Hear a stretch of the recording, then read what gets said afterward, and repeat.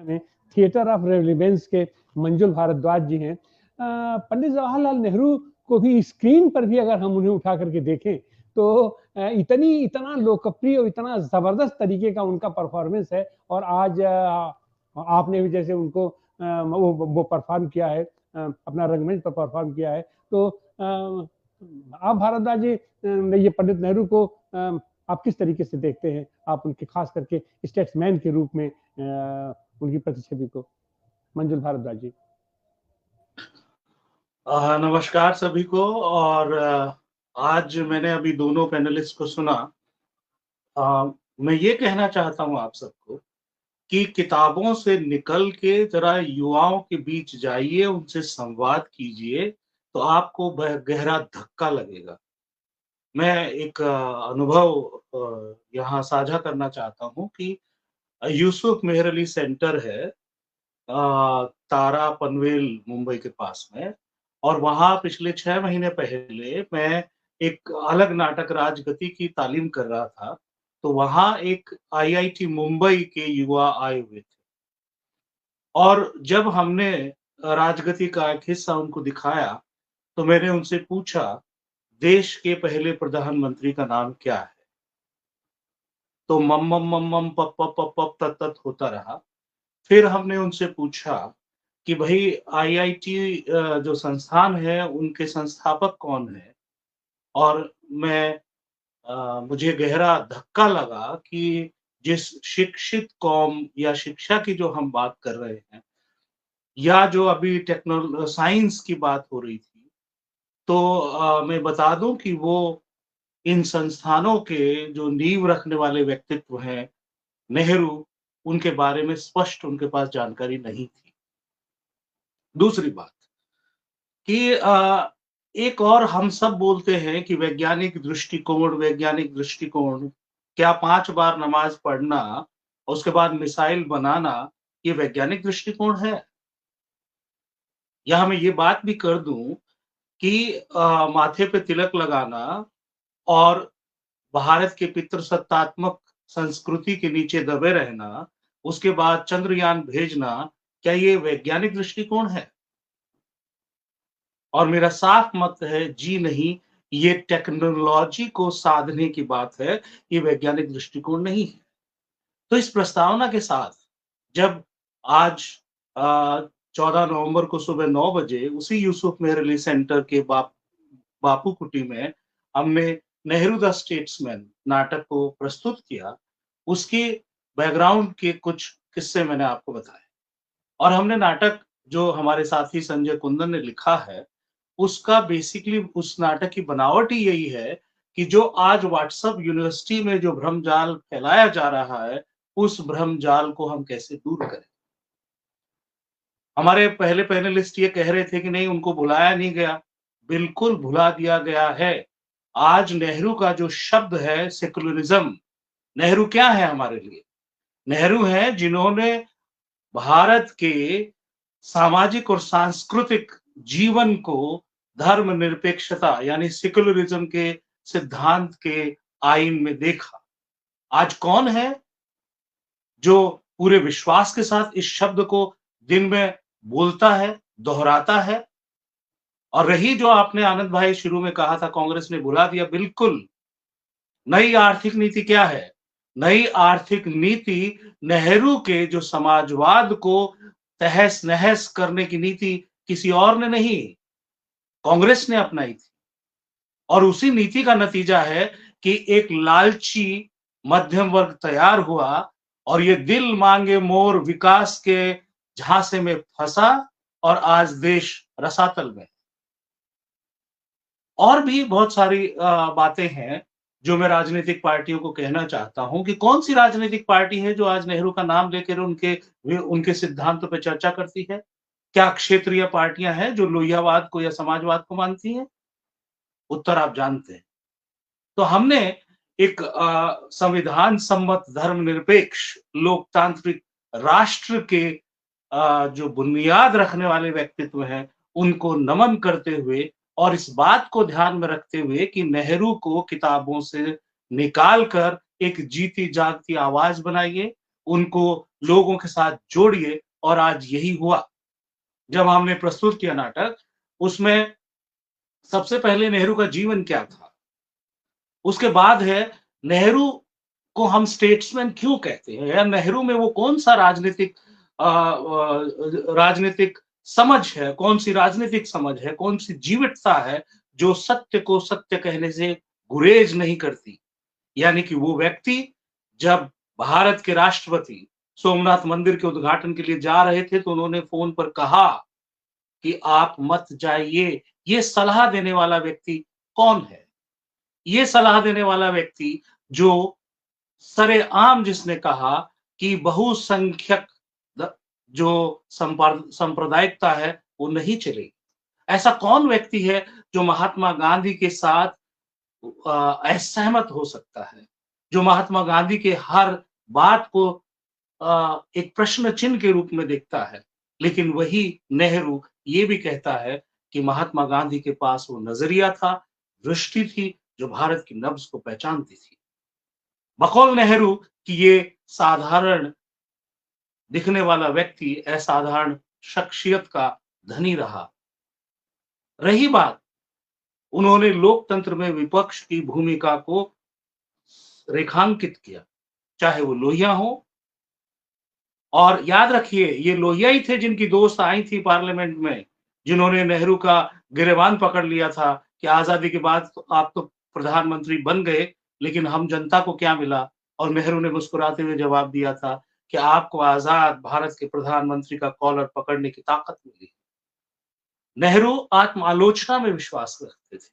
उनकी लोकप्रियता जब बढ़ी, तो याद है कलकत्ता से निकलने वाली मॉडर्न पत्रिका में उन्होंने चाणक्य नाम से स्वयं लेख लिखा था, और उन्होंने नेहरू की आलोचना की थी।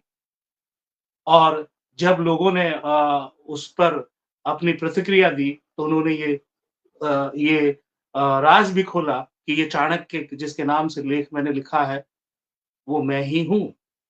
उन्होंने कार्टूनिस्ट शंकर, जिन्होंने उनका कार्टून गधे का बना दिया था, और जब ये प्रतिक्रिया आई तो उन्होंने स्वयं कार्टूनिस्ट शंकर को फ़ोन किया और उनको चाय पे बुलाया, और बाद में कहा कि डोंट स्पेयर मी, और अगले दिन फिर शंकर ने वही बात कही।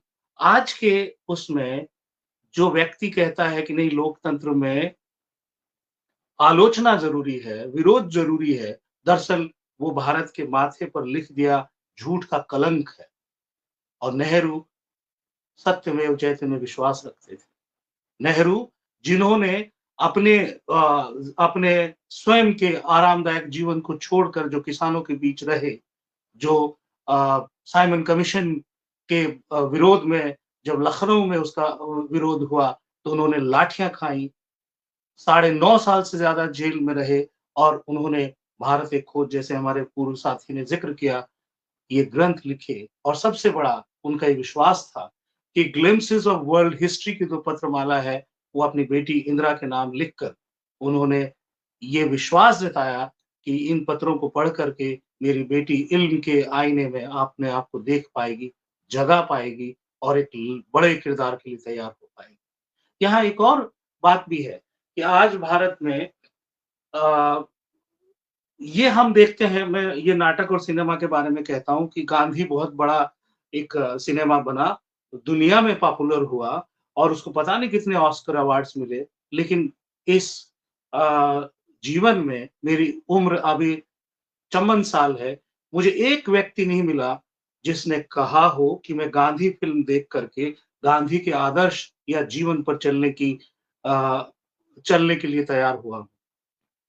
नेहरू द स्टेट्समैन नाटक में हम इन बातों का ध्यान रख रहे हैं कि नेहरू केवल सजावट की वस्तु ना बन जाएँ। अच्छे उनका जो जीवन है उसके संवादों से ही नहीं, बल्कि नेहरू को हर इस नाटक को देखने वाला व्यक्ति अपने जीवन में खोजे कि क्या मुझ में कहीं नेहरू है? जो अपनी बेटी की शादी एक अंतर जातीय या अंतर धार्मिक शादी के लिए तैयार है। जो ये कहता है कि भैया मैं इसके पक्ष में हूँ, और जब 2 बालिग लड़के और लड़कियाँ तैयार हों, तो माँ-बाप की सहमति भी ज़रूरी नहीं है, और ना वर को, ना वधू को धर्म परिवर्तन करने की ज़रूरी है। ये बुनियाद उन्होंने उस समय देश के कानून बनने के लिए लिखी थी। कश्मीर का मुद्दा है। कश्मीर के बारे में नेहरू इस नाटक में हम वो गुत्थियां खोलते हैं कि किस तरह उस समय के military commander Robert Roy butcher ने जो चिट्ठी लिखी थी, जिसके बाद सेना की हकीकत के बारे में हमें पता चला और वो लड़ाई रोकनी पड़ी। नेहरू ये भी के बारे में ये भी है कि धर्मनिरपेक्षता के सिद्धांत में उन्होंने बड़ा काम किया कश्मीर को भारत के साथ जोड़ने के लिए, क्योंकि कश्मीर की अवाम मुस्लिम थी, शासक वर्ग हिंदू था और बहुत कोशिश की पाकिस्तान ने कि कश्मीर की अवाम को वो अपने साथ मिला पाए, लेकिन नेहरू ने अपने जो संभव था उसमें अपनी कूटनीति का, अपनी समझ का उपयोग करते हुए कश्मीर को भारत में मिलाया और वो उनके लिए सैद्धांतिक जीत थी, क्योंकि भारत और पाकिस्तान का बंटवारा जो है वो टू नेशन थ्योरी पे ही हुआ था ना, लेकिन कश्मीर ने उस थ्योरी को गलत साबित किया। नेहरू को बड़ा धक्का लगा जब उन्होंने पंचशील के सिद्धांत पर चीन के साथ समझौता किया, लेकिन मार्क्सवाद के सिद्धांतों को जज़्ब करने वाला चीन जो है, वो माओ के नेतृत्व में भारत पर आक्रमण कर बैठा। ये धक्का था नेहरू के लिए और इस धक्के ने नेहरू को कभी उभरने नहीं दिया। इस नाटक में हमने दिखाया कि वो जानते थे कि उनके फौजियों के पास जज़्बा है, लेकिन सुविधाएँ नहीं। लेकिन उन्होंने कैसे भारत की नींव रखी जिसमें वैज्ञानिक दृष्टिकोण हो, जो विज्ञान के मामले में, जो शिक्षा के मामले में, इल्म के मामले में अपने पैरों पे खड़ा हो। और नेहरू की राजनीतिक समझ की हमें दाद देनी पड़ेगी। आज एक छोटा-सा हम स्टैंड नहीं ले पाते हैं यूएन में कि हम इज़राइल की का विरोध करें या पैलेस्टाइन के पक्ष में खड़े हों, लेकिन नेहरू ने उस समय जब दुनिया 2 हिस्सों में बटी हुई थी, एक अमेरिका और दूसरा सोवियत संघ, लेकिन नेहरू ने विकसित देशों को मार्ग दिखाया और भारत के नेतृत्व में निर्गुट आंदोलन चला। तो ये शख्सियत नेहरू की रही है और आज तक जो भी सिनेमा वाले हैं या बड़ी बात होती है कि भैया फलाना सीरियल एक बना था, उसमें नेहरू के व्यक्तित्व संघर्ष को नहीं दिखाया गया।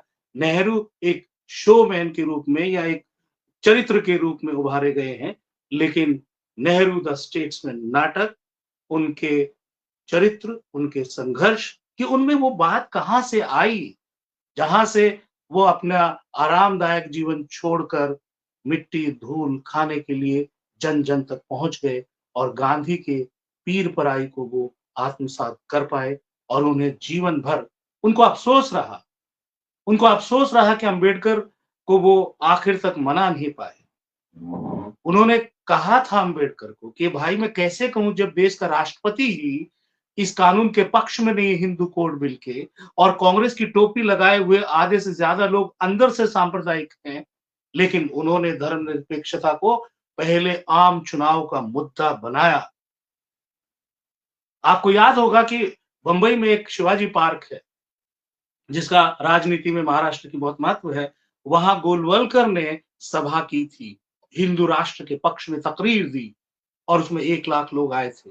लेकिन ठीक उसके 1 सप्ताह बाद नेहरू ने वहां तकरीर की धर्मनिरपेक्षता के पक्ष में और 6 लाख लोगों ने उस सभा में शिरकत की।